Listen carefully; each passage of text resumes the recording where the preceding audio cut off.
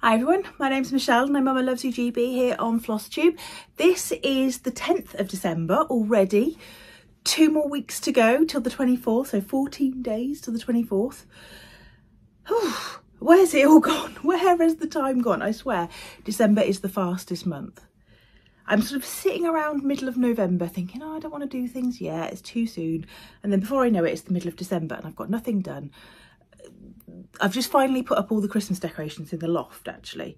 All the ones that were kind of left behind. Last week was really, really busy, as you know. And so there was bits of Christmas decorations left. I could probably decorate 3 houses with the Christmas decorations I've got. So I have to choose every year what I want to put out, and then the rest goes back up in the loft. So we've only just done that. And then, of course, there are those Christmas decorations which hang around all year.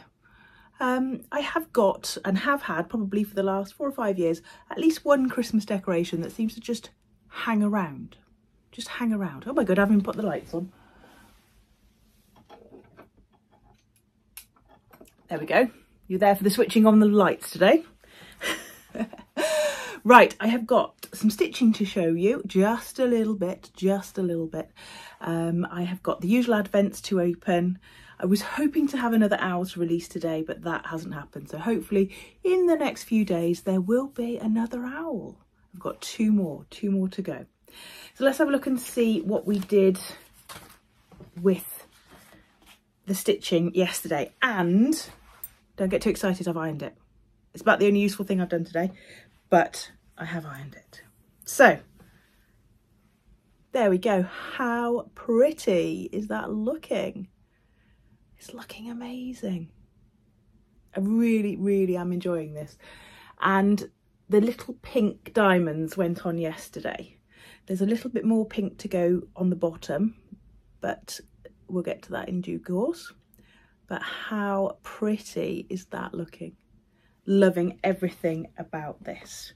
So I literally did it just before I went out to the staff do last night, which was great. There was lots and lots of good food, lots of dancing, quite a bit of drinking, although I was driving, so that wasn't me.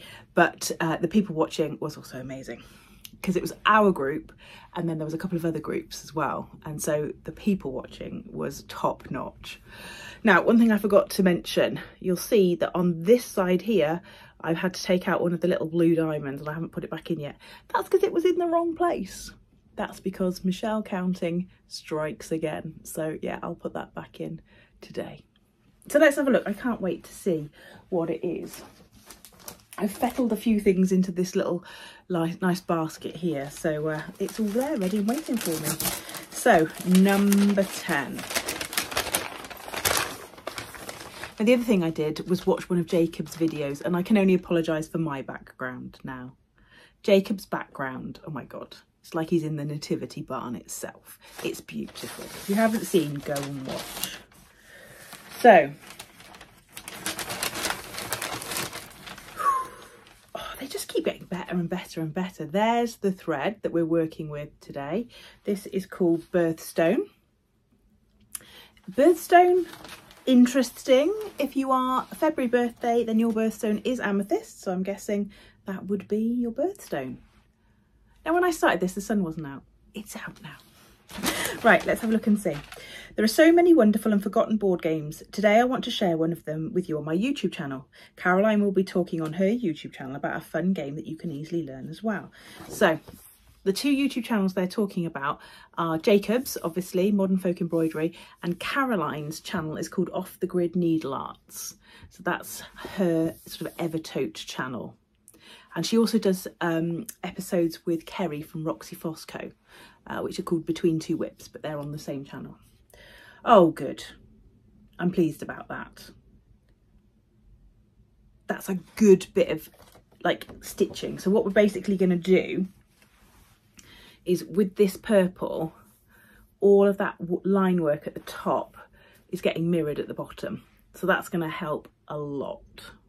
So that is a good bit of stitching to be getting on with. Yes, I'm very happy about that. Although today's symbol and one of the other symbols is quite close. That's going to require some peering at. There we go. Right. So some stitching that I've completed this year. And what I've got to show you actually forms quite a large part of what I stitched last year. And it's the Year in the Woods series. So I entered this year, I can't actually remember if I'm honest. I think what I'd done, so A Year in the Woods wasn't last year because that was the snowmen, some of which I found a little bit creepy if I'm honest. But the previous year was A Year in the Woods, which I absolutely loved. And my goal was to do each one in the month. Well, there's a lot of stitching in each one. So then what I decided to do was try and at least start each one. And that kind of fell by the wayside a little bit. So I think probably the only one I had finished completely at the beginning of this year was the fox. So this is where I've got to this year. So I finished the swans and I'm pretty sure I had a good bit of the swans done. So that was a case of finishing. Sorry, covering my mouth. And I did the deer. Now, these are so fabulous. They really are so fabulous. And I've shown these quite a lot this year, but I've also got quite a lot of new subscribers who may not have seen this. So this is on 36 count fabric that I hand dyed myself to try and match the colours that were recommended. They were Picture This Plus colours. So I just kind of had to go by a photograph because I'd never really seen some of the Picture This Plus colours. But they are amazing. And then I also stitched all of the spring ones. So I have ironed these, but I haven't ironed them to death.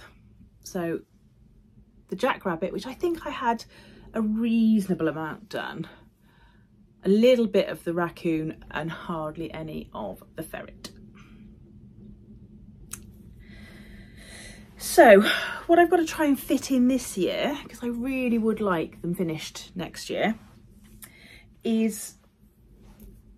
are the autumn animals. And I've got a little bit of the woodpecker, except for the fact that all of this red is wrong.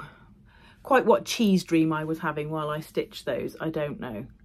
So all of this red here needs picking out and putting in this kind of like ochre brown. But never mind, it's doable. It's definitely doable. So I've got those. And then also I've got, so they're the autumn ones. I've got the summer ones to do. I still only have the arse end of a bear. So the bear needs finishing, the the woodpecker needs finishing. So if I can get those two done sort of fairly early doors, that leaves me with four left to do. So I've done 2/3 of them. I've done 8. But also I should be starting this as well, although I haven't dyed the fabric yet. Part of me was thinking about just using some vintage grey from Zweigart, but I'm not sure. I'm going to do it on 36 count. I'm going to do it over 1. No, I'm not. I'm going to do it on 36 count over 2 using 1 thread, whereas these are all 36 count over 2 using 2 threads, just because I wanted them to be a bit brighter. So let's have a little look and see where we are on this calendar. Now, again, I forgot to look, so I'm hoping that number 10 is going to leap out reasonably quickly. If it doesn't, then you'll see like a little pause in the video. There it is. There it is. Hiding in the sweet shop in amongst the canned goods. Canned goods in a sweet shop. We shall see. Oh, we've got a pull along horse, which has got a bit of a spotty dog look, a bit of a dappled horse look. Looks a bit like my Dalmatian. Now, I know a lot of people have commented that Albus hasn't made an appearance for quite some time. So in the new year, I will see if I can get Albus to partake in a video. We shall see. We shall see. Right. I have got a freebie, which I've just realised I haven't brought up. So I'm going to put a picture up of it. It is by the Blue Flower and it is called Holiday Ostrich. Holiday Ostrich. So she did a hippo last year, which I'll put a picture up as well. And I think you can find them probably under the same link. I stitched the hippo last year because it was gorgeous. So it would be quite nice to do the ostrich as well at some point. But I also realised that I didn't show you the final 2 patterns that I bought at the Jingle Ball. And they're both by Beth Twist. Try that again. By Heartstring Samplery. And I loved this one. It's called A Hope Song and it says, "My heart remembers hope when the winter birds sing." When the winter bird sings. And with this one, you also get 4 patterns at the back to choose a different chickadee. So there must be quite regional chickadees in America. So you can change it to a chestnut-backed chickadee, a boreal chickadee, a Carolina chickadee, or a mountain chickadee. So whichever chickadee frequents your house, you can change it. Now we don't have chickadees over here. It looks like a little finch or a little sparrow to me, so I might try and change mine into a bullfinch. Bullfinches, especially the males, are really lovely colours. I might even put a little picture up of a bullfinch. So I might try and change mine to a bullfinch or a robin, but a robin seems a little bit obvious maybe. And I got this one as well, which was a Jingle Ball exclusive, called Go Tell It on the Mountain.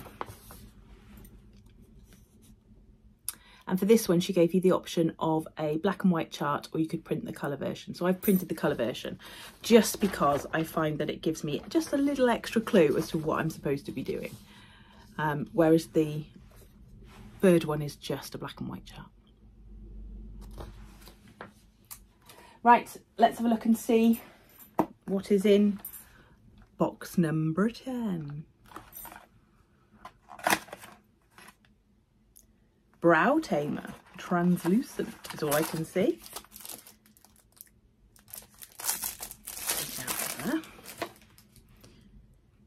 Pixie by Petra, Brow Tamer.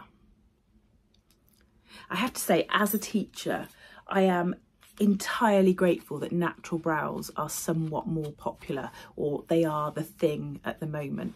I remember a few years back, we're probably talking 5 or 6 years back, I had one child doing their eyebrows in lessons with a Bic, like a biro, black biro.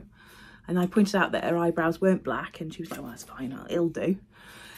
And then we had another girl at the height of the big eyebrow craze, who used to come in looking like Ming the Merciless every day. It was really quite scary. So yeah, and she'd sort of turn around and look at you, you'd be like, whoa. So yeah, I am eternally grateful that the eyebrow craze has become a little bit more natural. So I'll give that one a go. Clear brow gel.